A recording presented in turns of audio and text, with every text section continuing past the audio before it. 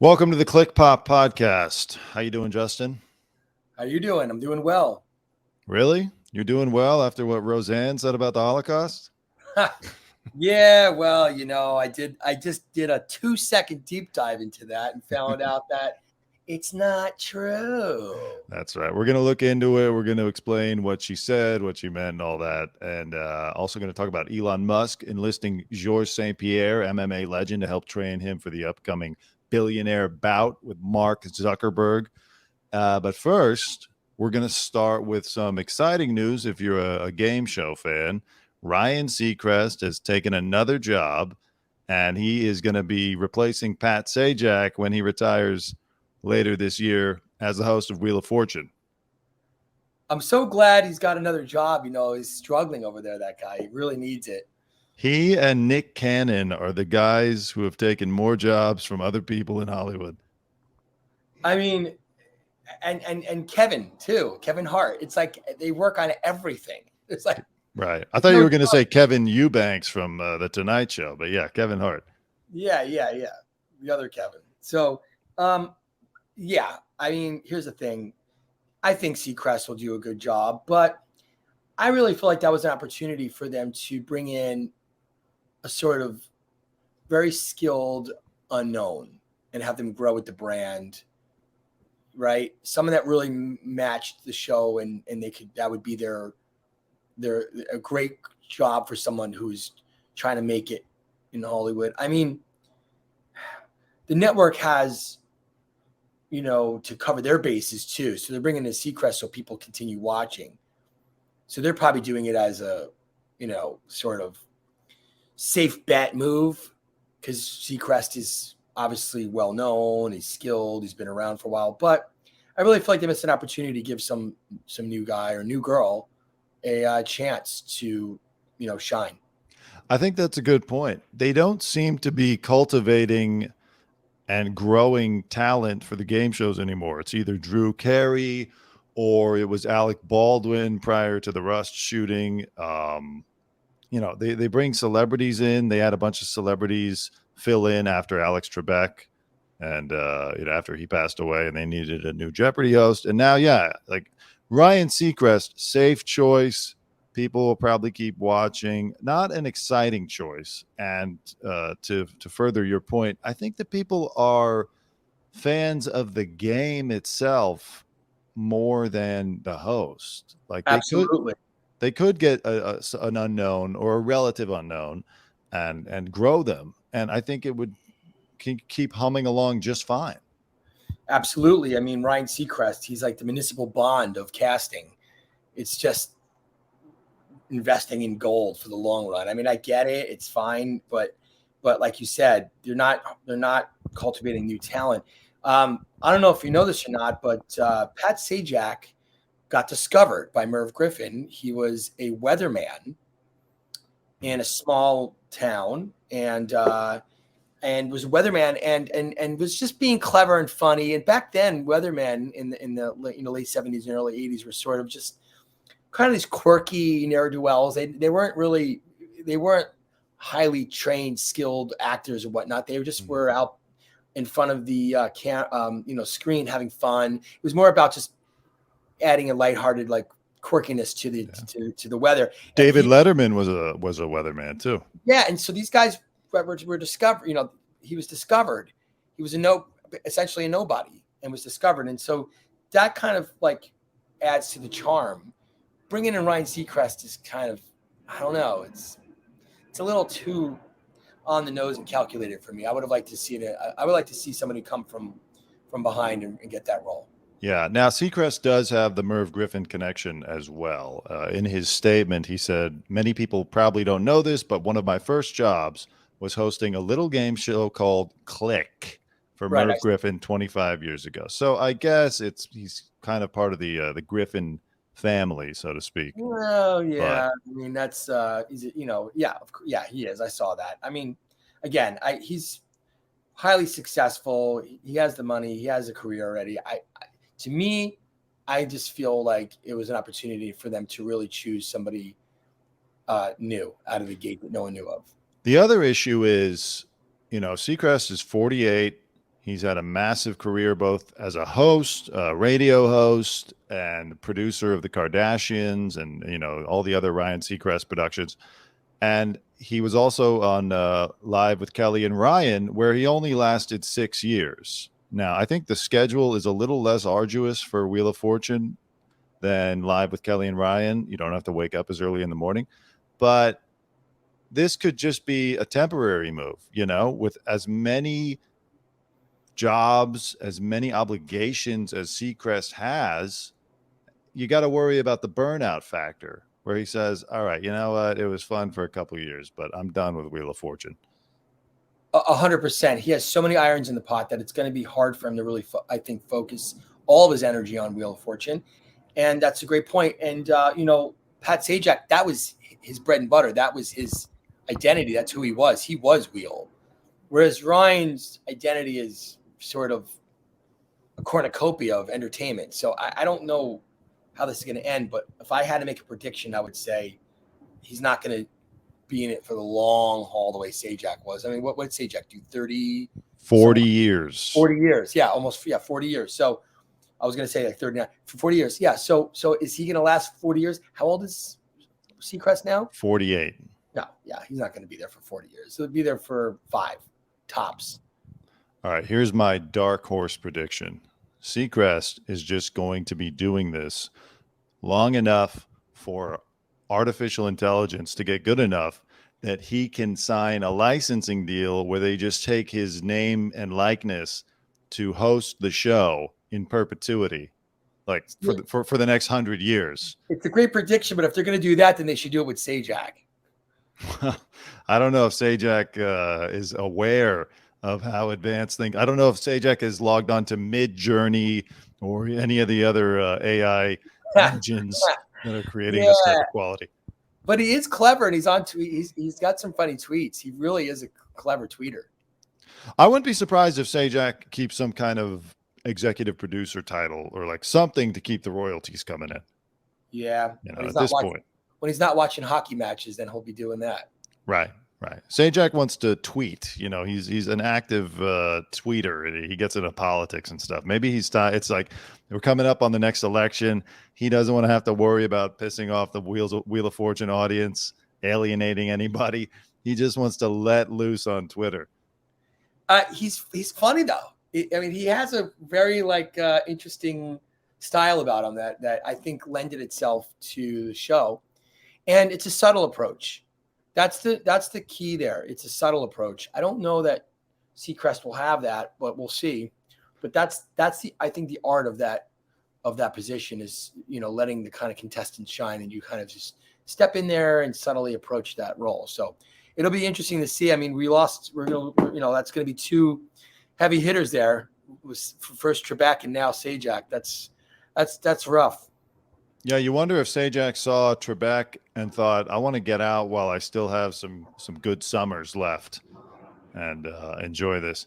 One other question, will Seacrest push Vanna White out? Now, she's negotiating her contract. She's got 1 year left. And in his statement, he said he's looking forward to working alongside the great Vanna White. But you never know. He might get there. He's a producer. He might say, Vanna, I'm sorry.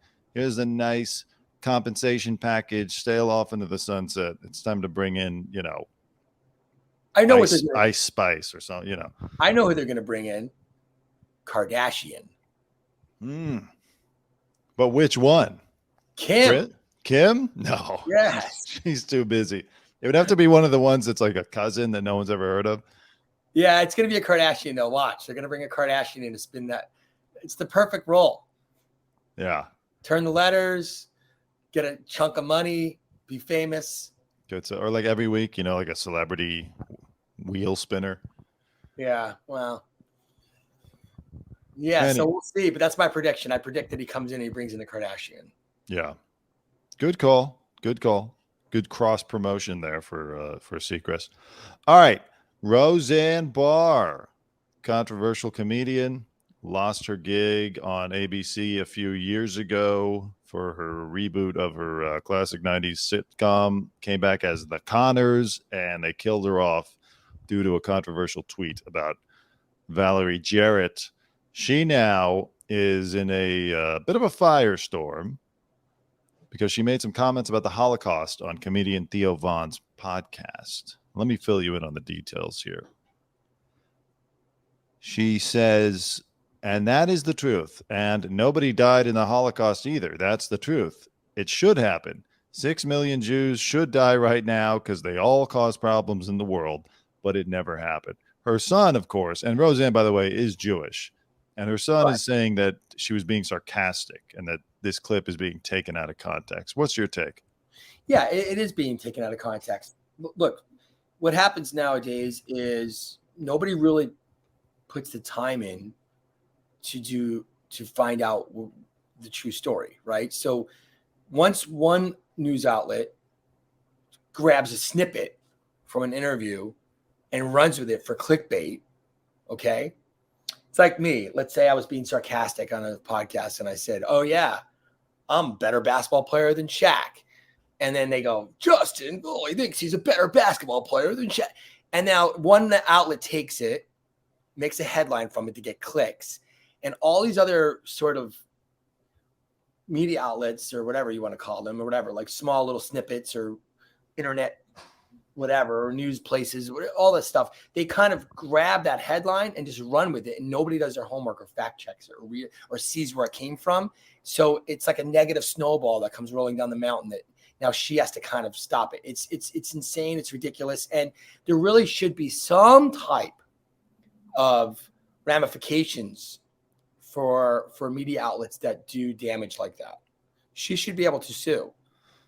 Yeah, I think they see it as an easy clickbait article, like you said, because of her history of making controversial statements in the past. Of course, they always leave out that she's a comedian. And so when a comedian speaks, you shouldn't necessarily take it as gospel. You should first consider the fact that they're trying to be funny. And her son, Jake Pentland, told TMZ, we are embarrassed that people are stupid enough not to recognize Roseanne is being sarcastic. And if they watch the whole clip, they'll get it. Exactly. Watch the whole show, I should say. Right. And nobody's going to do, most people don't do that. So what happens here is you have like I said, somebody took that little snippet out of that and made a headline, right? Which was, and really we should get to the bottom of who did it first, because they're really the guilty party. And so what happens is like some intern or some new person, we'll call them Joe Schmo, working at like 123 News. They have a quota of news that they have to pump out per day that they're being paid for, right? And they're lazy. They're hungover. They're at their desk. They don't want to do it anymore. They don't want to go out day drinking with their friends. So they're just trying to fill a quota of articles that they have to post to keep their boss happy, so they keep their job, right? So they have, let's say it's 10 a day. So you do that every day and you get burnt out on it. So now they're just scouring the internet looking for anything that they can just give to their boss so they can just go home and go party. And so they're not going to take the time to say, hey, is this article true? Let me watch this video to see what she really says in the context. Nobody does that. They just take it like a relay and hand it off to their boss, and then they just post it, knowing they're going to get clicks, and there's no ramifications for it. There's no like accountability for it. They just get lost in the mix. So it becomes like death by 1,000 bee stings, So that's kind of how it goes. Right. Well, luckily for Roseanne this time around, as far as I'm aware, she doesn't have any show or job that she can be fired from. I know she did a comedy special for Fox Nation earlier this year, but she's got her money. She does her own podcast, which she will be addressing this on Thursday's episode with her son, Jake. And, again, like you said, it's easy. They're doing it to fill their quota. It gets clicks. People who aren't going to read the whole story will get sucked into it. Same old story. And anybody that doesn't like her, or anybody that has like a bone to pick with her, or anybody that just despises her will just be like, it feeds their own sort of preconceived notions of her. So then they're just going to take it and post it, being like, yeah, she's a bad person, whatever. It's the whole thing is just, it's a vicious cycle, my friend. It's the vicious news cycle. But again, this goes back to no ramifications. There's no laws. There's no anything. There's no, there's freedom of the press.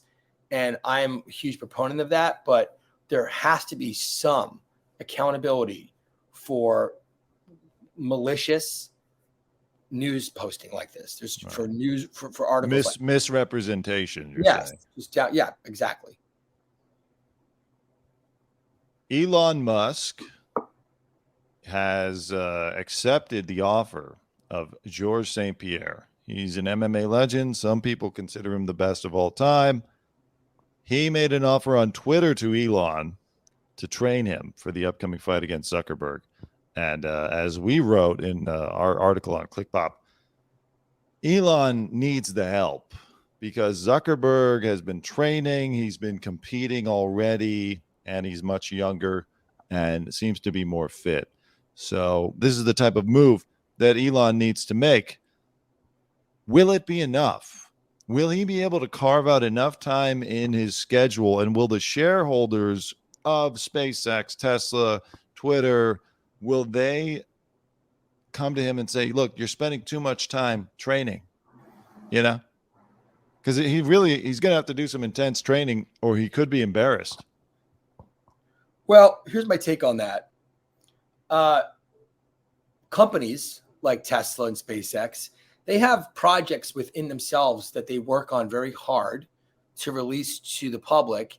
And those releases push the needle on the stock, especially if it's a very innovative and groundbreaking development. Okay. Such the way is going to be with him winning the fight. So he should put time into, training, because if he wins, you better believe that all of his company's stocks are going to go up and Meta will take a hit.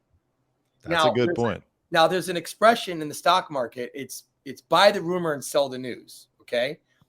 But this is going to be the exception where the stock price is going to be conducive to the actual end all above all. So once the fight has over, that is when the stock price is going to change. They should have the fight during trading hours. Oh yeah.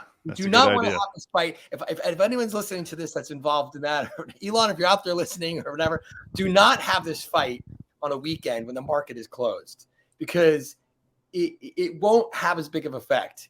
If you have this fight where right before the market opens, so like the fight's over and then the opening bell comes for the NASDAQ and the NYSE, I think Tesla's on the NASDAQ. So once that happens, bam, you're going to see the stock go up if he wins. Yeah, now, you know what? They should do it in like Dubai or somewhere where it's going to be nighttime for Elon and Mark. Right. Yeah. But it's going to be daytime here. Correct. And the market's open. And then once the fight's announced, then you're going to see the stock go up. Now, I have an interesting and fun story to tell you. When I worked for a news outlet, I interviewed GSP. He's an awesome guy, very, very personable. And I made him laugh. I asked him if he thinks he could fight a bear and win. And he laughed. And then I said, well, Chuck Norris did it. And he was like, yeah, that's some movies. Nobody can fight a bear and win. But he if anyone could, it would be GSP. So I think Musk has got someone really solid in their corner. Is this fight baked into the stock price already? You know how like everything is baked in, like there's no information you can get that's going to influence it. Like,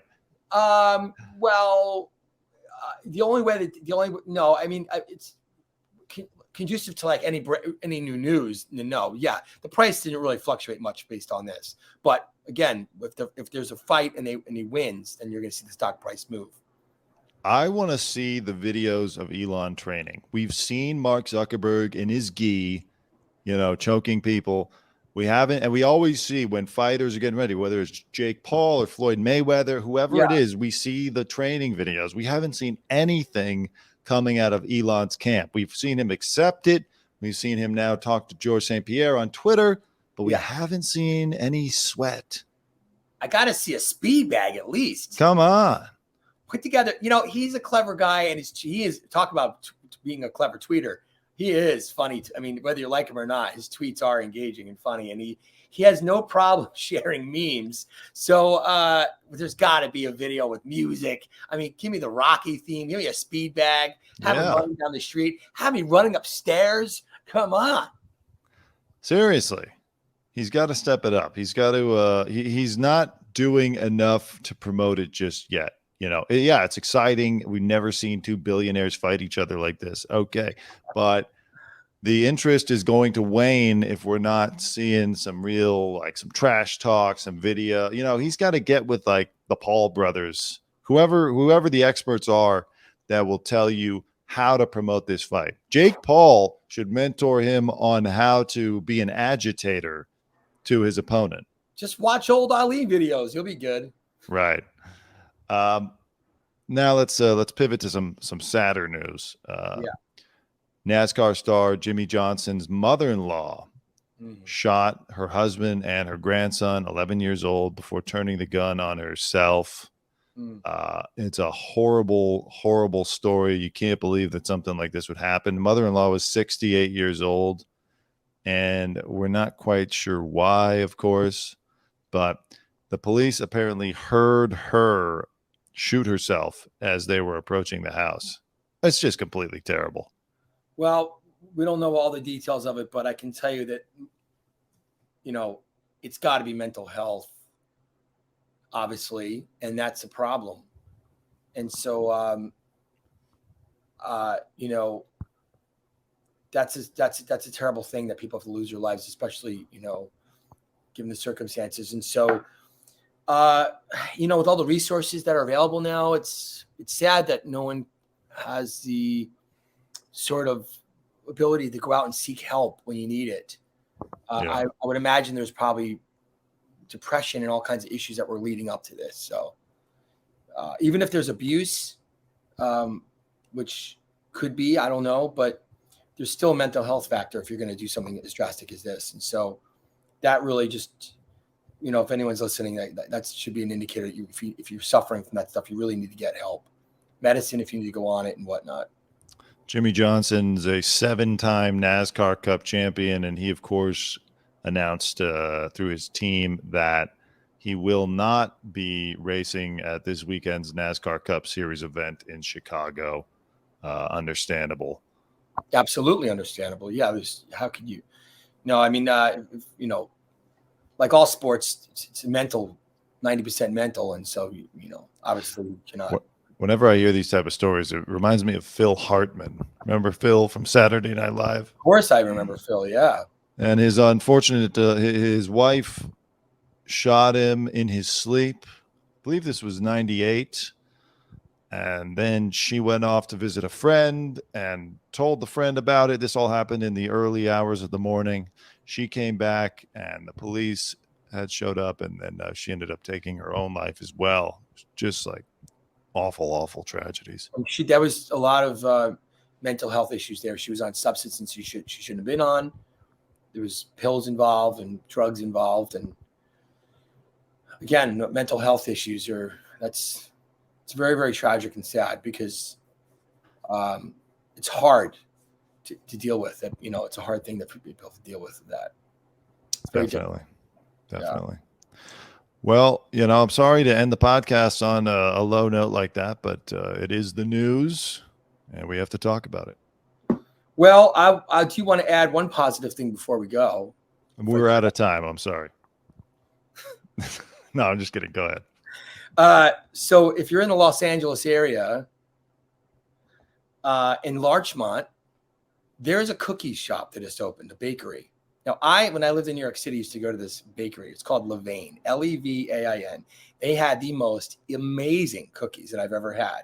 And it was a thing. It's a New York City institution. Everybody would wait on this line to eat these cookies. And they have like a little bit of a hard shell. You crack them open. The inside's all gooey and delicious. And they just opened in Los Angeles. And it's a big hit. So I'm not involved in them anymore. I'm just letting you know if you're in LA and you want to have a great cookie, go have a great cookie at Levain. They just opened up. It's a big deal. Fantastic. Levain on Larchmont Boulevard here in Los Angeles. Everyone's going there and getting their cookie fix. And it's a good one. It'll put you in a good mood. Love it. All right. Well, this was the podcast. Justin, I'll see you on Friday. We'll recap everything else that happened this week and look forward to the weekend. Please remember to subscribe to our Substack, clikpop.substack.com. Follow us on Instagram and Twitter at Clikpop2 and on Facebook, Clikpop.